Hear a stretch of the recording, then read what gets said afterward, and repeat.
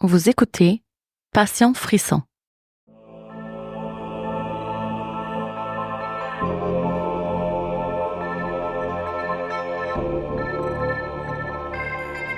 Bonjour à tous. Bienvenue au 7e épisode de Passion Frisson, un podcast dédié à l'étrange et au macabre. Je suis Xara, passionnée de contenu culturel et de divertissement explorant les thèmes de l'horreur, du crime, des phénomènes étranges et des mystères irrésolus. Je suis ravie de vous présenter mes dernières découvertes que je partagerai avec vous à travers des épisodes thématiques chaque mois. Laissez-vous embarquer dans le thème du mois, les envahisseurs de l'espace.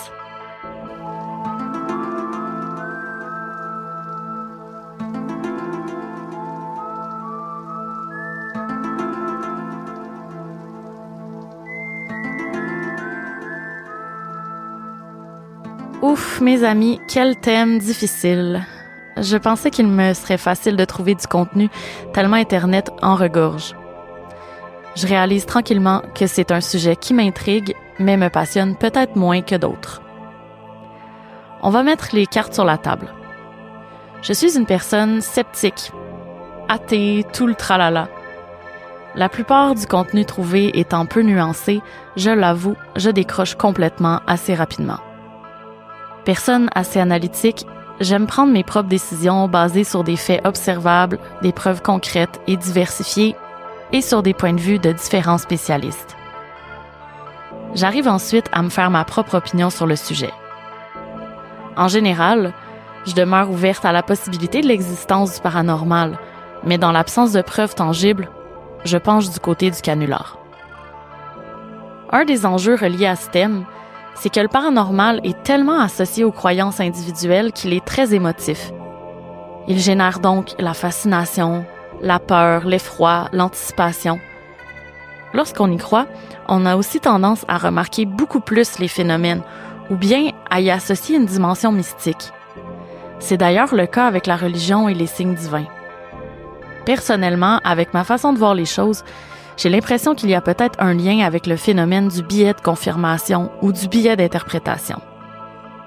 Par exemple, si une personne croit que les chats noirs portent malheur, elle remarquera particulièrement les événements négatifs associés à un chat noir, renforçant ainsi sa croyance, même si ces événements ne sont que des coïncidences au fond. Nos processus psychologiques de traitement d'informations, que l'on appelle des schémas, influencent la façon dont nous percevons le monde et par conséquent, ils renforcent nos croyances existantes. En somme, nous avons naturellement tendance à remarquer et interpréter le monde d'une manière qui confirme ce que nous pensons déjà, même lorsque ces interprétations sont subjectives ou biaisées. Dans cette optique, j'ai remarqué que beaucoup de documentaires, articles ou ouvrages en lien avec le paranormal ne présentent qu'un côté de la médaille, c'est-à-dire le point de vue des victimes ou des témoins qui sont de toute évidence très troublés par un événement. Cela les a marqués et je ne remets absolument pas ça en doute. Je souligne toutefois le manque de personnes neutres ou de spécialistes scientifiques dans ces contenus. Les victimes semblent véritablement croire à ce qui est arrivé au point d'en ressentir les effets du trauma des années plus tard. Et pour ça, je ne remets pas en doute l'impact de ce qu'ils ont vécu ou ressenti. C'est davantage le phénomène en tant que tel qui est complexe et qui, d'après moi, ne peut pas être expliqué simplement. Je vous en donne un exemple. Qu'est-ce qui nous fait croire qu'un être de l'espace possède nécessairement une forme humanoïde, des yeux, une bouche, des oreilles, des bras, des jambes? La plupart des êtres observés possèdent ces caractéristiques. Pourtant, si vie extraterrestre il y a, j'ose croire que ces êtres pourraient aussi prendre une forme complètement différente de nos concepts internalisés. L'autre aspect avec lequel j'ai un peu plus de difficulté dans ces contenus, c'est le fait qu'on nous cacherait potentiellement quelque chose. Par exemple, l'armée qui serait au courant de plusieurs faits étranges, inexpliqués en lien avec des vaisseaux extraterrestres ou des créatures venues sur Terre et qui tenteraient de nous cacher le tout pour ne pas semer la panique. Je répète que je n'exclus pas la possibilité d'une vie en dehors de notre système solaire. Mais par déformation de ma personnalité, je suis aussi très peu encline à croire aux théories du complot. Ce genre d'histoire me fait donc rouler des yeux. Les œuvres de fiction ont donc un peu plus la cote chez moi parce que c'est établi d'emblée que le but n'est pas d'essayer de dépeindre une réalité véridique. C'est de la science-fiction. Je peux facilement adhérer à cela puisque j'aime les univers fictifs et dystopiques. La table étant maintenant mise, laissez-moi vous parler un peu des croyances associées à ces êtres venus de l'espace. De très anciens récits datant du Moyen Âge rapportent des phénomènes célestes difficilement explicables. À cette époque, on les associe à la religion. Ce sont des manifestations divines sous forme de miracles ou de punitions selon l'occurrence. On peut aussi les interpréter comme des présages. Avant même cela, chez les Égyptiens, des hiéroglyphes représentent des objets pouvant ressembler à des soucoupes, des sortes de disques ailés. Le langage égyptien étant interprétatif et très imagé, il est donc difficile de savoir à quoi ils font véritablement référence. Dans la Rome antique, on percevait les étoiles filantes comme des boucliers des dieux. Un peu plus tard, au siècle des Lumières, on spécule sur une vie en dehors de notre planète. Dans les livres philosophiques, ça revient à un sujet permettant de se décentraliser de son vécu. Au 19e siècle, une vague de ballons, montgolfières et dirigeables mystérieux sont observés.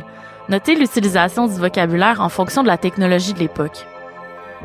L'ère moderne des ovnis, ou objets volants non identifiés, débute réellement au 20e siècle. Dans les années 1940, on commence à voir des témoignages d'observations de soucoupes volantes. C'est aussi dans ces années qu'on assiste au populaire incident de Roswell, au Nouveau-Mexique, où l'éventualité d'un crash extraterrestre persiste. L'armée affirme que c'est un ballon météo, tout simplement, mais le scepticisme grandit chez la population. Le cinéma des années 50 vient concrétiser le phénomène et embraser l'imaginaire en faisant des extraterrestres un objet de croyance populaire. L'idée même des extraterrestres devient une fascination mondiale, notamment avec des films comme The Day the Earth Stood Still de 1951 et Close Encounters of the Third Kind de 1977. Au moment présent, certains gouvernements comme les États-Unis avec le Project Blue Book mènent toujours des enquêtes pour essayer de déterminer si les visions nocturnes et les phénomènes rapportés pourraient être associés à une vie intelligente venue de l'espace. Pour l'instant, les conclusions ne révèlent rien de significatif. À suivre.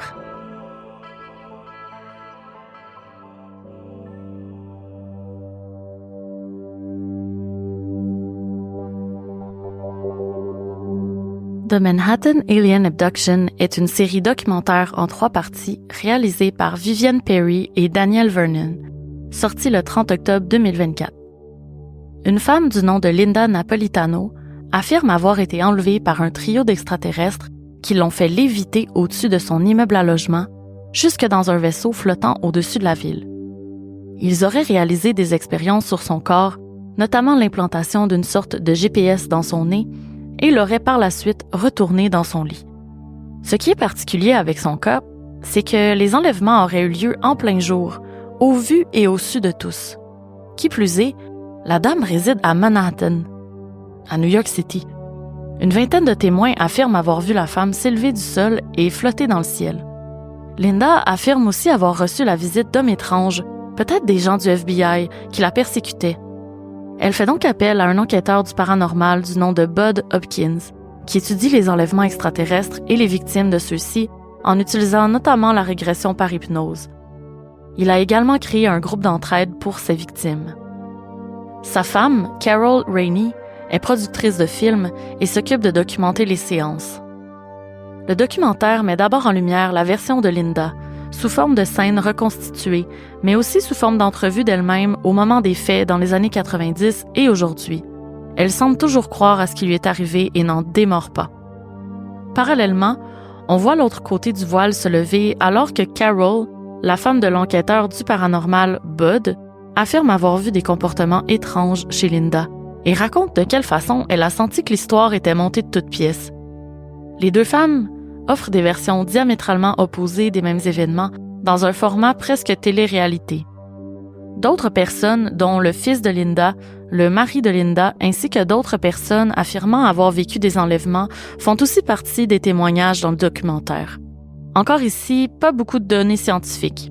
Bud Hopkins n'a pas fait d'entrevue dans le cadre du documentaire, mais a été consulté. Ce qui m'a plu, c'est évidemment l'aspect nuancé, vu qu'on faisait intervenir plusieurs points de vue. Ce qui est un peu moins de bon goût, c'est l'espèce de guerre entre Linda et Carol, qui s'accusent mutuellement de mentir et de vouloir attirer l'attention sur elle. J'ai tout de même passé un moment assez divertissant à reconstituer le fil des événements et à tenter de faire sens de ce que Linda a vécu, et comment les événements se sont déroulés. Le montage garde le suspense et fait en sorte qu'on continue d'hésiter jusqu'à l'épisode final. Souvenez-vous de Raël qui a affirmé avoir été enlevé par des extraterrestres, en partie pour faire décoller sa carrière musicale. Et n'oublions jamais que le sensationnalisme est payant. Je donne une note de 3,7 frissons sur 5.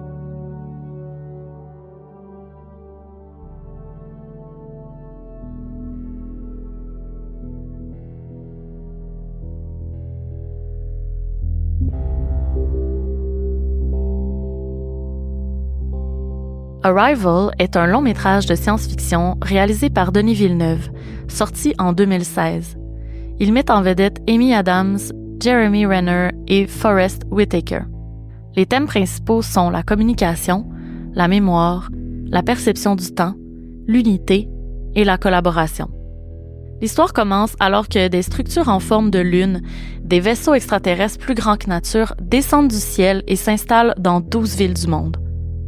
Chacune de leur côté, les forces militaires et politiques tentent d'entrer en contact avec les entités présentes à l'intérieur afin de connaître leurs intentions et établir un plan. La linguiste de renom Louise Banks est recrutée par l'armée américaine en tant qu'experte des langues anciennes.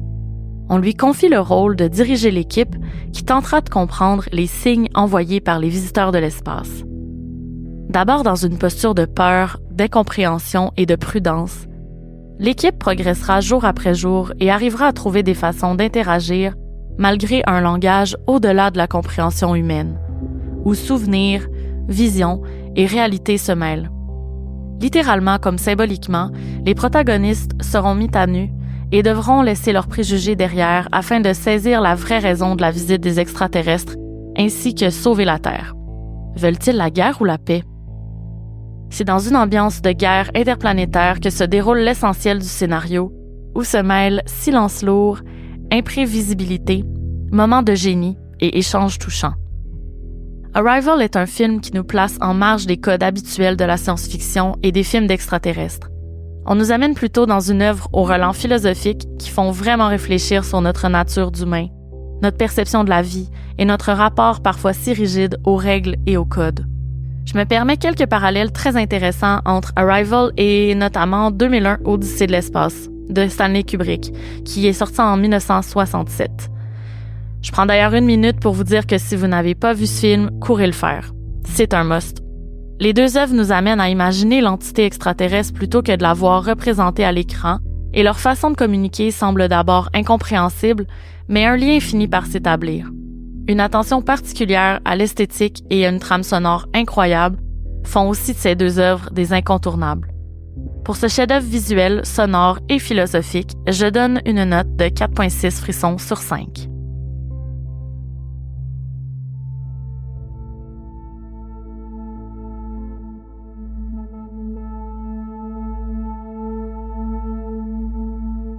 L'univers paranormal de Christian Page est un podcast existant depuis 2022 qui traite de phénomènes inexpliqués, étranges et mystérieux.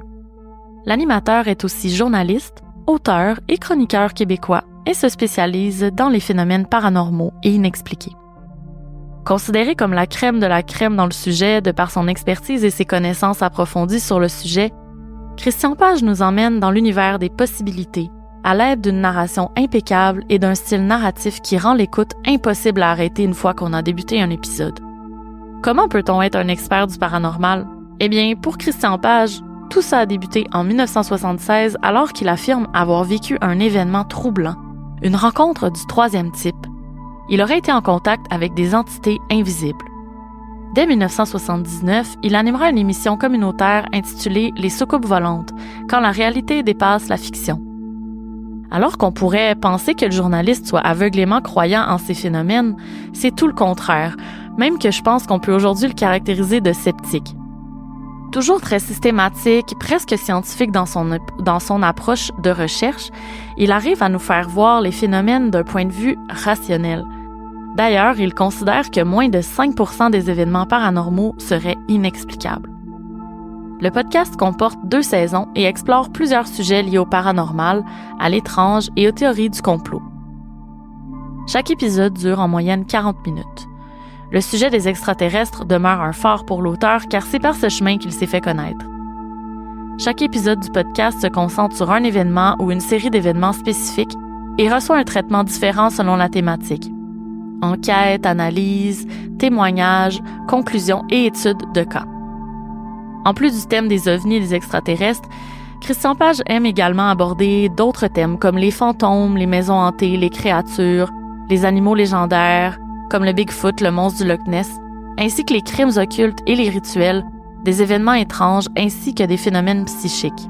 Il a d'ailleurs un nouveau podcast depuis 2024 qui s'appelle Crimes occultes. Sa façon d'aborder les thèmes nous amène à redéfinir notre rapport aux phénomènes étranges et à notre perception de l'observable et de l'inobservable. J'apprécie particulièrement l'approche rigoureuse de Christian Page, probablement inspiré par sa formation journalistique qui rend le tout très professionnel et intéressant à écouter pour les mordus de détails. Je ne vous recommanderais pas aux personnes qui préfèrent quand ça va droit au but. Disons que M. Page aime faire dans la dentelle. La qualité sonore et les effets sont bien réalisés, ce qui rend le contenu très immersif. Comme je l'ai dit d'entrée de jeu, j'ai eu beaucoup de difficultés à trouver des contenus intéressants pour moi, car déjà, je me considère comme une sceptique. Ce que j'ai aimé le plus du podcast, c'est l'aspect nuancé de ses recherches et des conclusions. De toute façon, il est encore impossible de déterminer avec certitude si ces phénomènes sont bel et bien réels ou non. Le podcast apporte un équilibre aux chambres à écho des fervents croyants de la parapsychologie, aussi bien qu'à celle des sceptiques comme moi. Fait intéressant, saviez-vous qu'un sondage a démontré que 59% des Français croyaient aux phénomènes paranormaux contre 27% des Canadiens? Pour ce podcast de qualité, je donne un 4 frissons sur 5.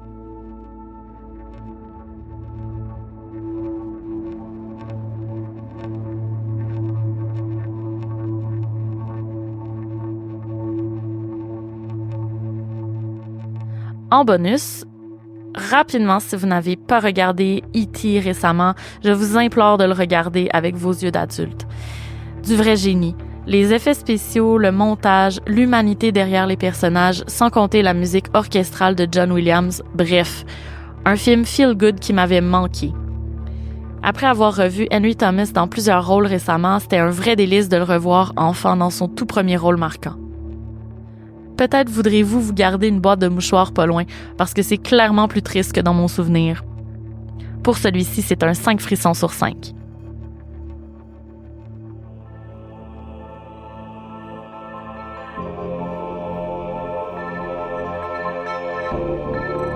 Merci d'avoir écouté cet épisode de Passion Frisson, votre podcast de recommandations sur le thème de l'étrange et du macabre.